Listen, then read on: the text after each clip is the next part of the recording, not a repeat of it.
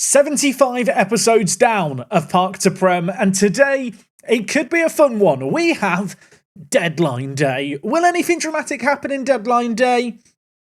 Who knows? I realise I've said that with a cheeky smile on my face, like I've got some plan hatched. Honestly, I have no plan today for the transfers. What I do know is we have Man City away and then Everton at home. Since last episode, we have played 6 games. I'll get you all caught up on them. We're going to run the intro and get straight into things.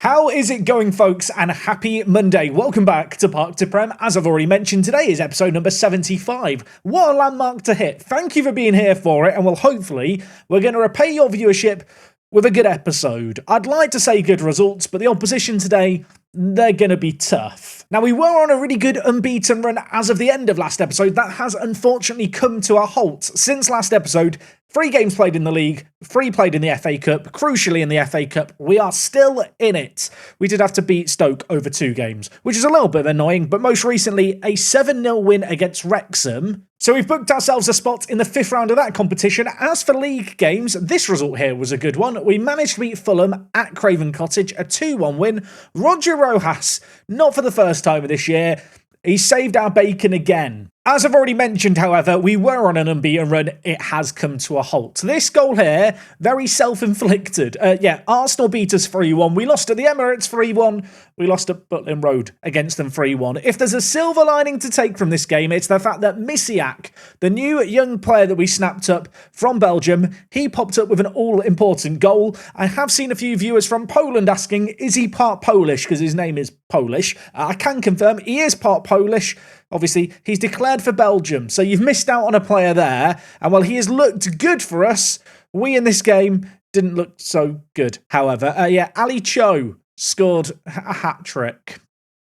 Yeah. In our most recent league game, we did bounce back with a win, though, at home against Sunderland. They are bottom of the league. They scraped promotion from the Championship with us last year. They earned it via the playoffs, and well, they are struggling. They struggled in this game here. A little bit of a down note. Julian Alvarez missed a penalty. Yeah, we really struggle with penalties in this team. Silver lining, he also got his first goal in this game, for what it's worth. Now, since last episode, 2 players have joined the team, although they are 2 players we knew were going to be joining us. The first, Misiak, the Belgium international. I've already talked about this guy. Got a goal against Arsenal, has looked very, very good so far for us. I do feel like we have a bit of an abundance of attacking midfielders. There is a player here that may leave us before the transfer window goes.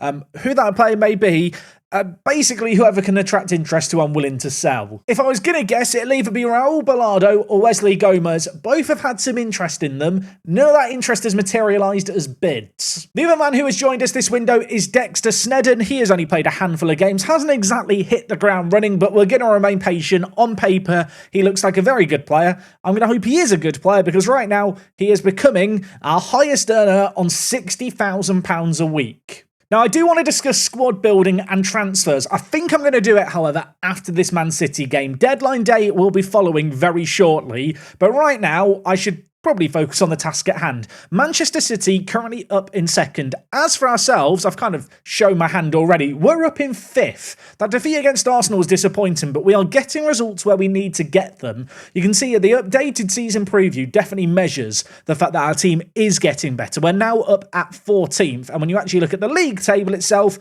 we're in a good little spot. That said, it is fiercely competitive towards the top here. We're currently in 5th, 6 points off the Champions League if we want to look at it like that. On the flip side, if we look over our shoulders, Tottenham and Newcastle, not a million miles away. So a result in this game would be very, very nice. Man City away at the Etihad. We've met them before, haven't we? We've played them many a time. You can see a little bit of a revelation here on the tactics screen. We're 1 link away between Pietro and Faye, away from having kind of a pentagram in the final third. I say a pentagram, there's only 4 of them. Pent is 5. But you know what I mean. Now, when it comes to team news, no injuries to speak of, at least to regular members of the first team. Donovan Toos, the kind of ultimate depth player we signed from Man City for £5 million.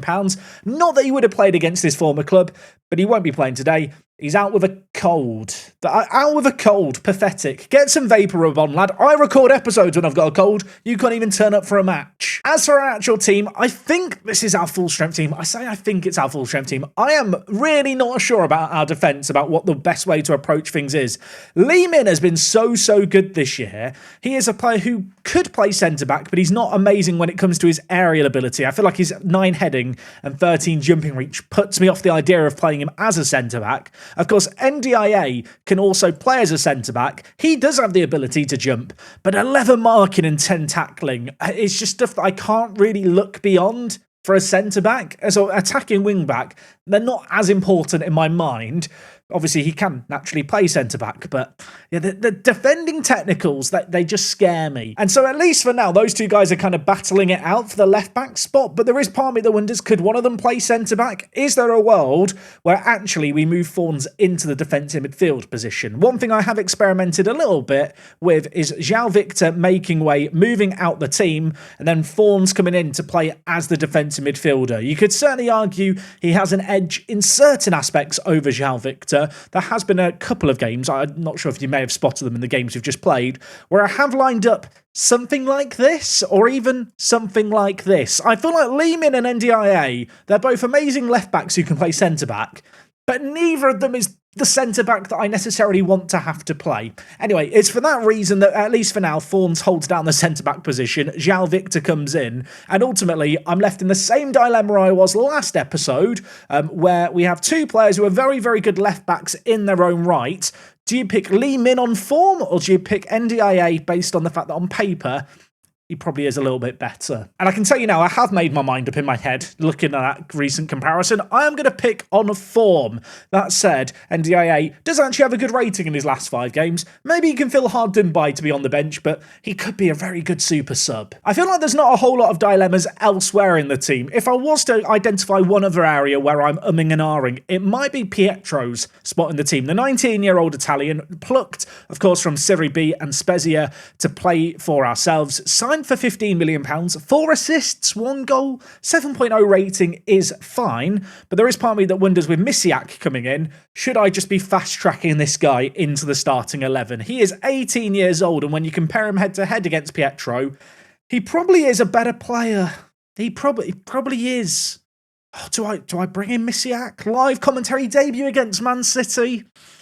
You know what? I've talked myself into it. I will say, outside of the attacking mid position, where Ngoma, obviously, is now just out on the fringes, and the centre-back/left-back area, I feel like the rest of the team at this point is rather settled. There's no one who's super kind of concerning me. In January, I've not been going out desperate to sign new players. I feel like with Misiak joining us and Sneddon joining us, that was 2 areas of the team that didn't necessarily have to be addressed, but were the biggest weak links, if you want to call them that. Now that that's been dealt with, I've not really been looking at players so far this window, but with it being deadline day and there being interest in our players on the horizon, I feel like today's a good time to come back alongside this game here, where Faye, playing against a team that were desperate to sign him just 12 months ago, maybe has a point to prove. Man City, a great team. We are playing in our iconic away strip. João Victor, what a tackle that is. He reads the play, and then he gets selfish and ruins it for everyone. Jorgensen with the ball for Man City. We've not even played 10 minutes left. It is an all-action start here against Manchester City. Their goalkeeper is going to look to launch it long. There is Phil Foden. There is Erling Haaland to aim for. Fawns, however,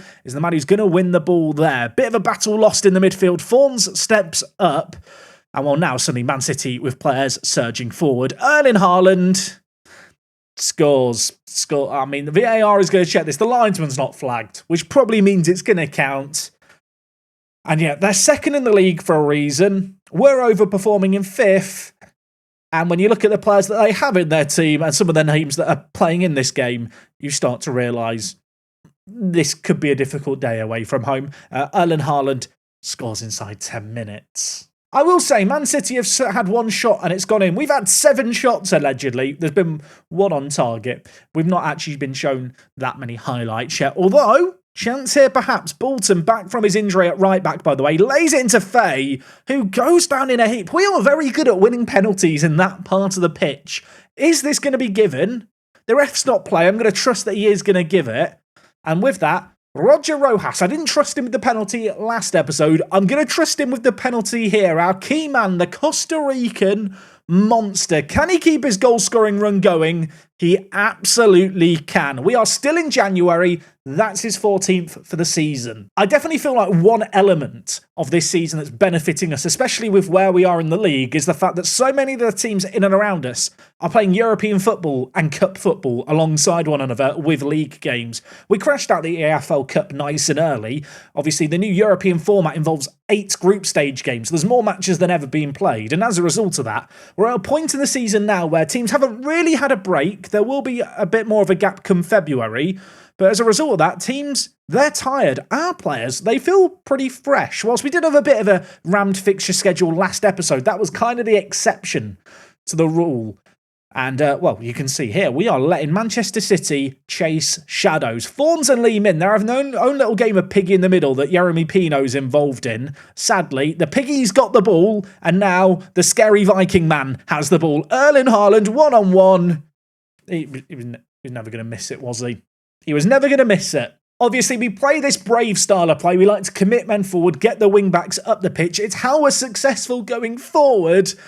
But when you've got players as clinical as Erling Haaland, even if we only concede 1 or 2 chances a game, they will take those 1 or 2 chances a game. That is Manchester City's second shot on target.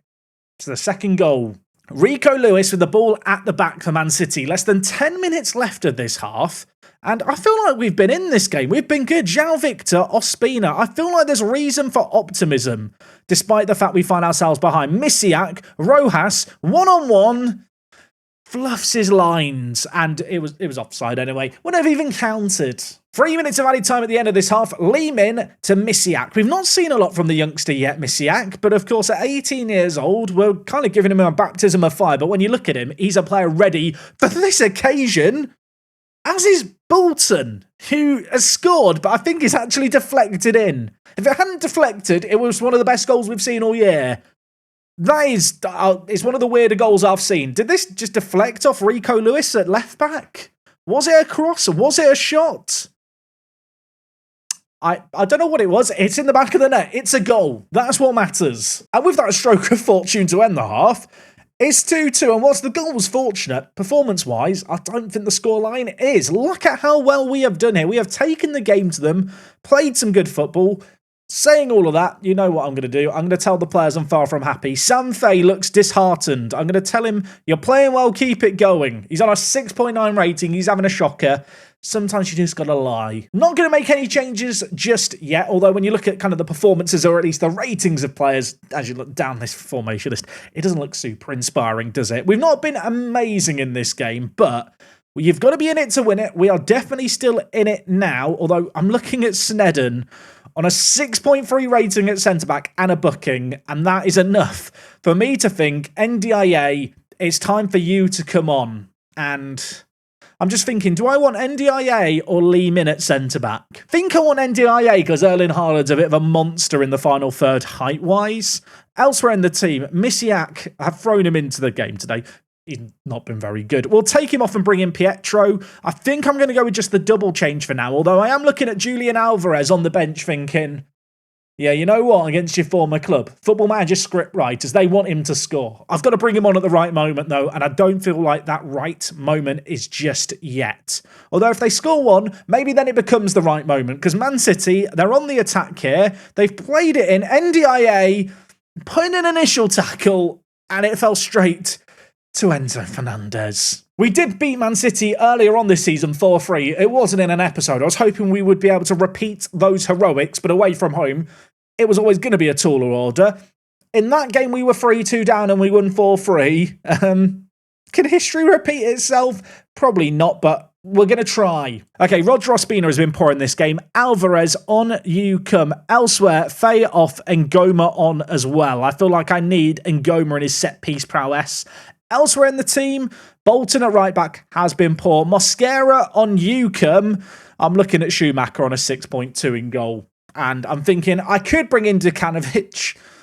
I'm not going to sub my goalkeeper. In Schumacher, I trust, kind of. Okay, it's the 72nd minute. It's 3-2. We're not out of things just yet, and Man City, trying to play the ball out from the back, have gifted it to us, and Alvarez scores. I hope he's celebrating in front of all their fans. Go on, give them big. Giving them it big. He's pissed off to Saudi Arabia for a few years. He's come back to Manchester, and I'll be honest, it's one of the kindest goals we're ever going to be given. And Goma gets an assist. Inspired substitutions by the manager. It's 3-3. 8 minutes left. We've been on top in this game. We deserve everything we're getting in this game, and yet we could end up with nothing because Erling Haaland has headed it against the crossbar. Okay, that is a bit fortunate. He looks so big and scary, doesn't he, in the match engine, Haaland. Foden, slightly less big, not so scary. His header's off target. Even a point here would be a monumental performance. There are 5 minutes of added time. I'm not going more defensive. I want to stick to our guns, and our guns are going to provide us with an all-important point. We will definitely take that. Not an inspiring performance when you look at the ratings from our players. We struggled to have the ball. When we had it, we created stuff. And whilst we were fortunate with the own goal and gifted Alvarez goal, it's enough to get us a draw. With a draw there, we can't climb up the table, and equally, we couldn't fall back before today because Everton and Arsenal don't even play. They are still trailing us narrowly. We do have a pretty healthy goal difference. That could be crucial come the end of the year. And just as a reminder, Everton who trail us by 3 points, we play in the next game in 9 days. It's a bit of Monday night football, but before all of that, transfer deadline day is coming. So deadline day has arrived, and before we do dive into things and turn everything yellow, I do just want to discuss a couple of things. Firstly, Takahashi. I love Takahashi, or rather, I loved Takahashi till he requested a transfer. To be fair, we signed him for £1.8 million as a bit of a punt. He's not played much in the Premier League. He's not played well in the Premier League. If a team bids £5 million, we'll probably just cash in on him. Elsewhere on the team, I've got a few different players heading out on loan. Players like Nakamachi here was out on loan at Chester for the first half this year, played a lot of football for them, and in fact, he's now attracted the interest of Bolton. Was it Bolton? Yeah, Bolton have made an offer to make him a member of their first team playing in League One, so a little bit of a step up for him. Ichikawa is a player that we had a few years ago. You might remember we signed him, and he had really good kind of creativity and not a lot else. The 20-year-old looks like he's going to be heading back on loan to Japan. He's been on loan a few different times over recent years, had a good spell in J2. Gonna hope that another return to Japan can help his development. Benjamin Hurst is on loan to Chesterfield. Benjamin Hurst, not very good. Probably should be looking to sell him, really. Now, they are transfers that are currently ongoing. There's plenty of transfers that have already happened. A whole host of loans out. The most notable, perhaps, Slimane Kamara. Hoping the regular football for him in Serie A is going to serve him well. We'll keep an eye on his development. He is now homegrown at club, so I wasn't worried about loaning him out. Isaac Warren is headed out on loan to Cheltenham. Look for a loan spell to get him regular football earlier on in the year. Couldn't find it for him. You might remember last year he was on loan at Torquay in League 2. Played well for them. So far, so good for Cheltenham. They're in the playoff push. Good to see him getting regular minutes. Really want him to fulfill his potential if he can, even if he's only ever going to end up being a championship level goalkeeper, a third choice goalkeeper homegrown at club. This man would be an ideal fit. Plenty of other players heading out on loan as well. Endor heading back to Senegal, and in fact you can see here he's got injured on his return to Senegal. We signed this guy from Generation Foot. Bit of a punt on him at the time because we knew he was injury prone. He keeps getting injured. Oh, and you might also notice here, Horsham in purple. Horsham, new affiliates. They are currently 5th in the National League. I thought we needed a new affiliate to send players on loan to because I could only send 4 players at a time to Chester. Didn't realise that because they're in the National League, I could only send 2 players to them at a time. The players I've sent to them are Nana Diallo. This guy came for our academy, a good little centre-back, especially for a National League team. And the other man I loaned to them is Callum Platt. I thought they needed a goalkeeper. They're not playing him, and I'm a bit annoyed about it, because if we compare him with Barry Burns, who they've also got in on loan, who's their other goalkeeper, I'm going to go ahead and say it. Callum's better. Justice for Callum. I'm hoping Horsham will eventually see the light. So we have got Chester and Horsham as teams as affiliates. I was hoping to maybe get a League One or Championship team as an affiliate. Probably getting a bit carried away there. But if we can continue to climb up the club reputation, maybe that opportunity will be available come the summer. Right now, I've not got any transfers going on. At one point, I was looking at Alex Scott as an option. His contract is actually up at the end of the year. If we were a foreign club, I could just approach to sign him, but we're English, so I can't do that. Also, don't need more defensive or attacking midfielders. At least not right now. In fact, when you look at the match squad we had for the last game and look at the players that didn't make the squad for the game, you realise that there's quite a lot of talent here and maybe one or two of these players should be moved on. That's not to say I will sell Luigi Gasperi, but if an offer of 23 million came in, it might be silly to say no. And similarly with Bilardo, yeah, he's just not good enough, is he? I mean, you can see here, 8th best centre attacking mid. I have offed him out a little bit over January and not had interest in him. We'll try again. And before I forget, let's make sure to hit take part in deadline day. Everything is now yellow and exciting. Apparently Trent is being linked with a move to AC Milan. Can I sign Trent? Can I have him on loan? Probably not. As high as we are flying in the Premier League right now, our reputation is still only national. In fact, it's 3 stars. Which, just for a little bit of context, if we scroll down here, puts us alongside the likes of Reading, Rotherham, and Sheffield United in League One. Yeah, our reputation is hilariously low, isn't it? According to my staff, there's lots of players attracting interest. Bolton's not for sale, that is for certain. Ngoma, would I sell Ngoma? Probably not, he's homegrown at club. Takahashi, £5 million is bid, I will sell him. And if that happens, a striker might be needed. We've got £20 million in excess wage budget to make it happen. So, yeah, that could be a thing. Couple of loan updates here. Espinoza playing for AFC Wimbledon. 7 goals and 3 assists in League One. He is having a whale of a time, the 20-year-old. Still want to believe that he could develop and make it in the first team. When you realise he's got championship potential, it might not be quite so likely. Blackpool have made an offer for Stair. They want to sign Colm Stair as a backup player. This guy, truthfully, I should maybe be looking to sell.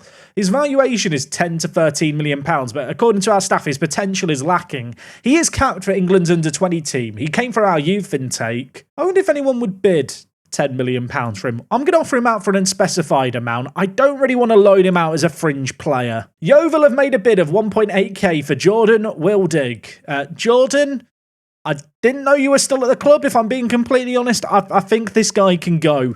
He came through our youth intake when we were in the National North. One of those players who I'm not sure why he's still here. I've had a loan offer here for Takahashi. I'm not going to loan him out because if I can't sell him, I'll just keep him as a squad player. Okay, Ichikawa is heading out on loan. That should be a good loan move for him to J1 to play for Kashima Antlers. We'll keep a close eye on his development.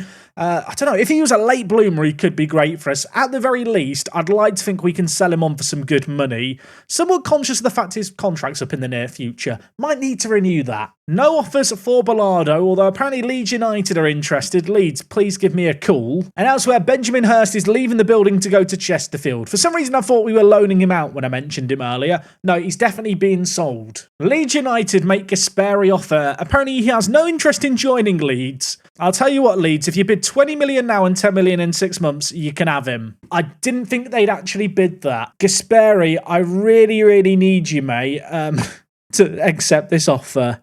I'll go £30 million bid. He's not going to go to them, is he? He's really not happy. I love Gasperi. First half of the season, he's been a mainstay of the first team, but with all the centre-backs we've got brought into the club, players like Sneddon, who are just big upgrades, the reality is I don't need him anymore. So £30 million would have been really useful, but I don't think we're going to get it because I think he's just going to turn them down. Gasperi snubs Leeds. I mean, it's annoying, but it's not a surprise. I didn't want to big up deadline day too much in the intro of today's video, because honestly, I wouldn't mind a calm deadline day, but I just thought on the odd chance that someone goes big and makes a massive offer, you know, I should be here to talk about it. One thing that has just dawned on me is I've got one spot to sign another under-21 foreign player. There's 7 hours left of the window. Maybe I should just make sure I use up that final foreign signing slot. There's this bloke called Kolke who apparently is available. He looks quite good, doesn't he? He looks... I can't do it. I mean, look at this. We sold him for 10 million. He's got 4 goals in the last, year? It's not been a great time for him at Nice, and now he's popping up as a signing for us. Sadly, I think they're going to want too much for him. Had a little bit of a look for youngsters. There's honestly no one who stands out to me as a, oh my gosh, I must buy them kind of player.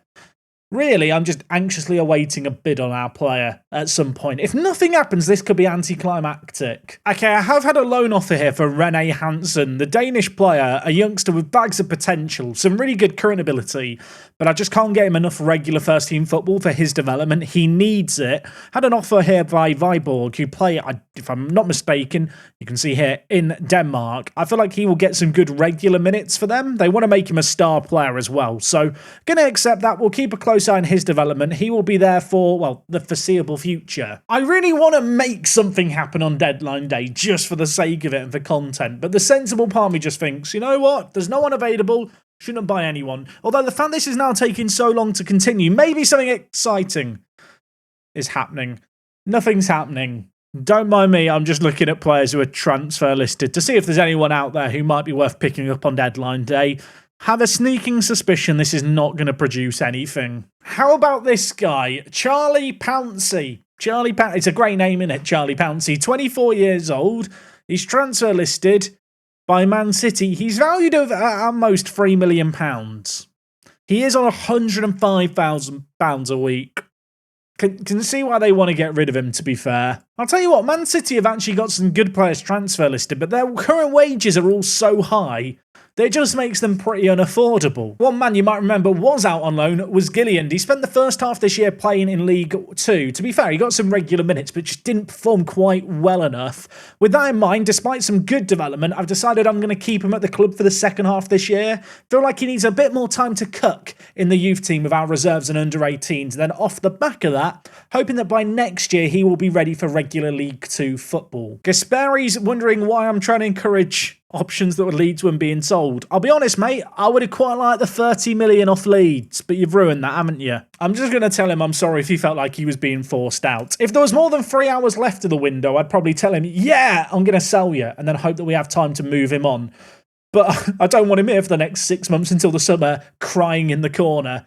And I don't think there's going to be a move for him now. Okay, there's 2 hours remaining. It's now or never to make a stupid impulse buy. Is there any good transfer listed players? I mean, Lacey here is not a bad player, but I don't use wingers. But can play as a defensive midfielder? Someone at Manchester United knows something.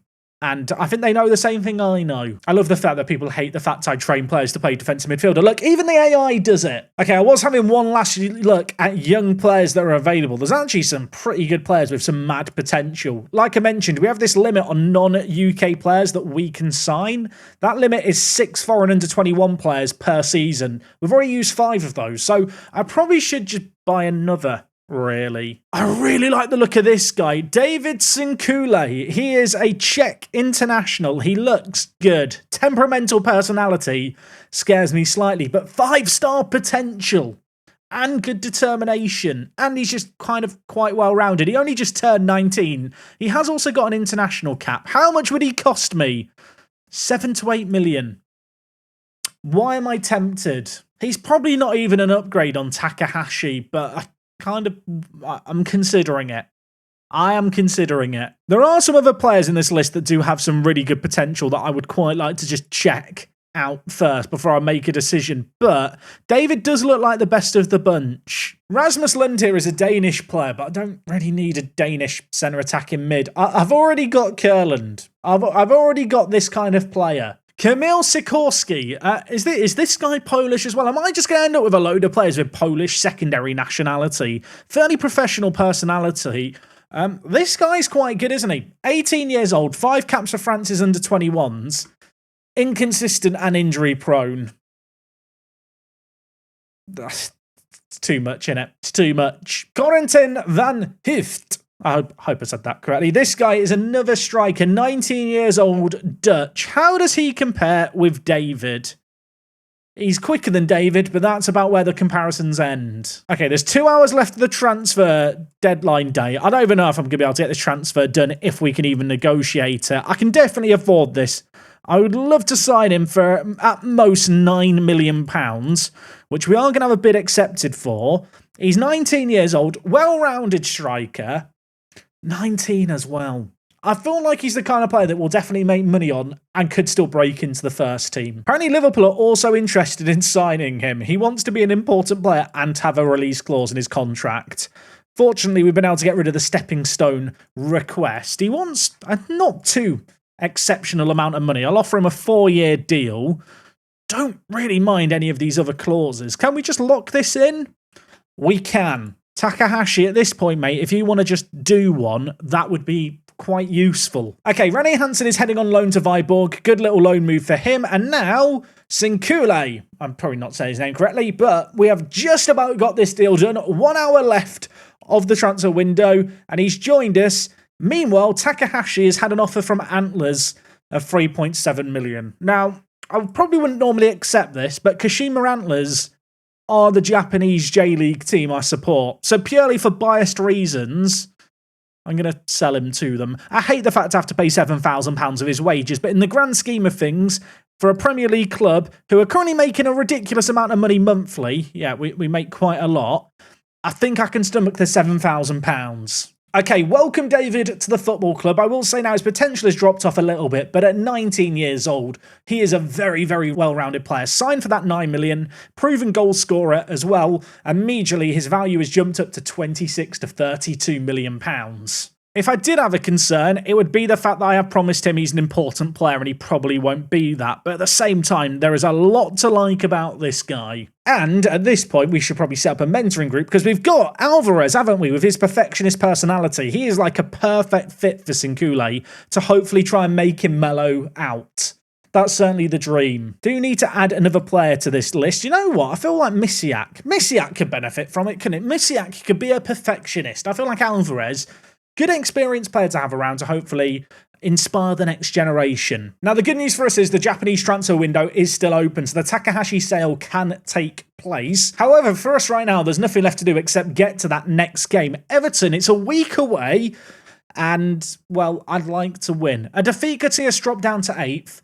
Really don't want that to happen. So off the back of deadline day, Takahashi has left the club to go to Kashima Antlers. To be fair, we made money on him. That's what I will say. Not the most successful transfer we've ever done, but hard to label it as a failure.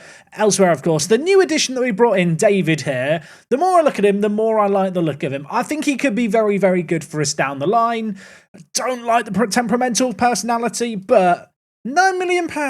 I mean, imagine being in a situation where you can just make a £9 million impulse buy on deadline day. Premier League money really does change you, man, doesn't it? Anyway, our game today against Everton is a big one. We've got a load of games in hand on teams in and around us. In terms of the selection, I'm very tempted to just go with the same team that played Man City. I feel like I've fallen into a habit recently of not really rotating the team when maybe I should. I know some of the average ratings here aren't looking so pretty compared to players on the bench. Worth noting, a lot of these ratings for some of these players, they are bolstered by all the cup games we played against, like Championship Wrexham, where we beat them 7-0, and when we beat previously to that Stoke City as well in the FA Cup. Yeah, the B team has done well in the FA Cup. I feel like Everton's a slightly different kettle of fish. Now, Everton in this universe are doing really, really well. That is down to one man who...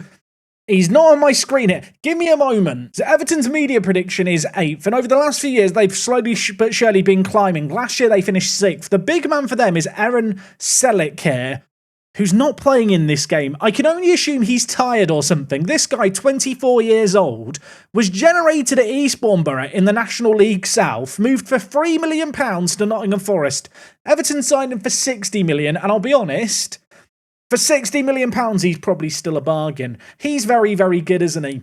He's very good. The kind of player I'd love to sign at some point. But for whatever reason, he's not starting this game. Is he on the bench for them? He's not on the bench for them either. Okay, well, they're just not playing him, which I suppose that works out in our favour. If they want to underestimate us, that is A-okay with me. Perhaps this comes back to the thing I mentioned before about rotation. The fact that we don't have other competitions to worry about means we can play a full-strength team. I did notice Everton are still in European competition.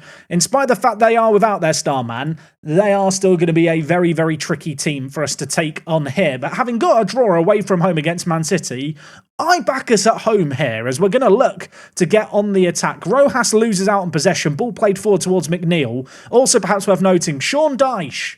Yeah, he's still Everton manager in this universe. He's not leaving. He's just here forever.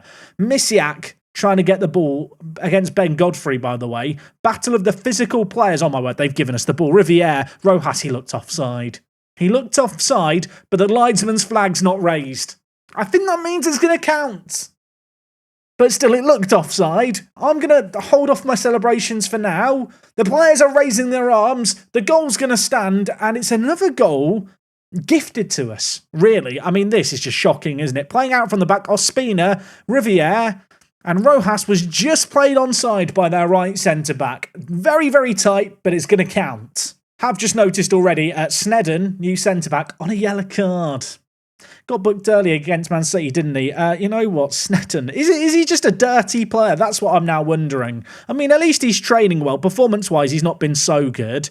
I am going to tell him to ease off tackles. Early to be doing that, but we need to be sensible. Okay, we are rapidly approaching half-time in this game. Still 1 goal to the good. Statistically, though, it's been a game that Everton have certainly been edging out. We've had slightly more of the ball, and we are ahead on the scoreline. If we could get a second goal, it would feel fortuitous, but I certainly wouldn't complain. Bolton, the former Liverpool man, taking on Everton, building up the play for us nicely. Lehman, the left-back, with one of the worst first touches I've ever seen. In an attempt to clear it, though, Everton, well, I was going to say they've gifted us back the ball. We're just giving it back. Neither team is valuing possession here. Sneddon, Riviere, Rojas is played in behind. And that is a ridiculous goal. What a volley. What a finish. Take a bow. I mean, what do you say? What do you say about this? Sneddon steps up, gives it to Riviere. He dinks it. And then Rojas over his shoulder. First time on the volley. That's sensational. 2 goals for Rojas in this game. Roger is going to be looking for a hat-trick, you imagine. We're a bit fortunate, I think, to be 2 goals to the good, but superior finishing has been the difference maker. In Rojas, we trust. I was going to say in Roger we trust, and then I remember Ospina is also a Roger. He's on a 6.7. But we're going to keep faith in the Colombian, at least for now. For how long, though? We'll wait and see. We're on the attack here at least. João Victor to Ospina. Did he time his run there? Is he onside? I think he is. His cross doesn't find its way in. Lehman's does though. Riviere hits it, hits the woodwork, and very nearly scored. The Frenchman, I think I mentioned last episode how he's not really a fan favourite. He's on an 8.4 in this game. He took that comment last episode personally. And yet, well, we might need to do some defending. The ball's going to be whipped in, back post. It's headed away. Riviere helps on its merry way, but only as far as Payne. Now wide of Alexander for Everton. The left back bringing it forward. Sneddon reads the play well there. Lays it back to Schumacher.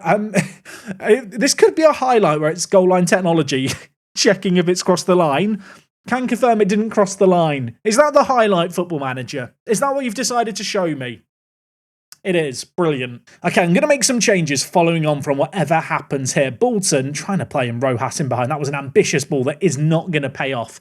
Everton now maybe looking to make something happen on the counter, although we have got plenty of players back here. That said, Males is going to get in behind. Can we make anything happen defensively?